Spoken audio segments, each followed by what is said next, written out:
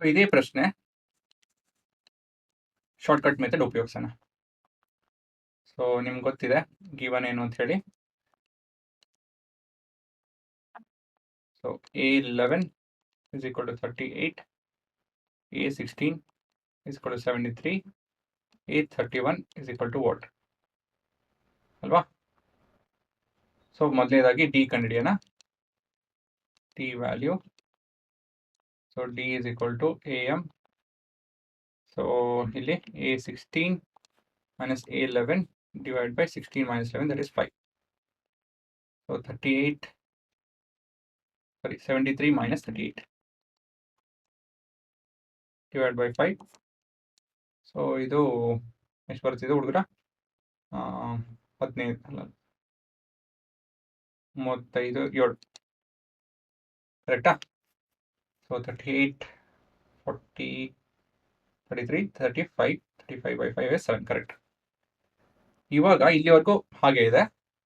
ವ್ಯತ್ಯಾಸ ಏನು ಅಂತಂದ್ರೆ ಇಲ್ಲಿಂದ ಗೊತ್ತಾಗುತ್ತೆ. ಸಿ A31 ನಾವು A ಪ್ಲಸ್ 30 ಇಂಟು ಡಿ ಅಂತ ಬರಿಬೋದು ಅಲ್ವಾ? ಫಾರ್ಮುಲಾ ಬರೆದು ನೋಡ್ಬೇಕು ಅಂತ ಹೇಳಿದ್ರೆ, ಸೊ ಫಾರ್ಮುಲಾ ಬರೀತೀರಾ. ನಿಮ್ಗೆ ಎ ಗೊತ್ತಿಲ್ಲ, ಸೊ ಎ ಬದಲಾಗಿ ಏನು ಮಾಡ್ಬೋದು ನೀವು ಅಂತ ಹೇಳಿದ್ರೆ A31ನ A ಪ್ಲಸ್ 30 ಇಂಟು ಡಿ, ಸರಿನಾ?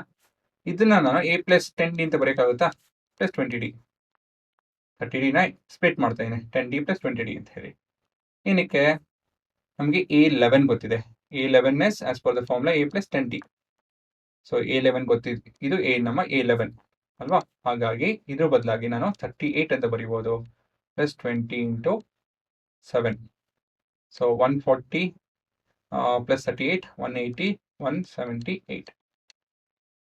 ಅದೇ ಉತ್ತರ. ಎ ಕಂಡಿಡ್ದಿರ ನಾವು ಇದನ್ನ ಉತ್ತರ ಕಂಡಿಡಿದ್ರಿ, ಸರಿನಾ? ಸೊ ದಿಸ್ ಆಲ್ಟರ್ನೇಟಿವ್ಲಿ ಇದನ್ನ ಮಾಡ್ಬೋದು. ಮತ್ತೆ ಕೋಡ್ ನಾನು ಆಕ್ಚುಲಿ ಎರಡನೇ ಕೋಡ್ ಉಪಯೋಗಿಸ್ಬೋದಾಯಿತು, ತಪ್ಪು ಮಾಡಿದೆ. ಸೊ ಈ ಕೋಡಲ್ಲಿ ಮಾಡಿದ್ರೆ ಉತ್ತರ ಇನ್ನ ಬೇಗ ಬರೋದು. ಸೊ ಇದು ನಿಮ್ಮ ಆಲ್ಟರ್ನೇಟಿವ್ ಮೆಥಡ್.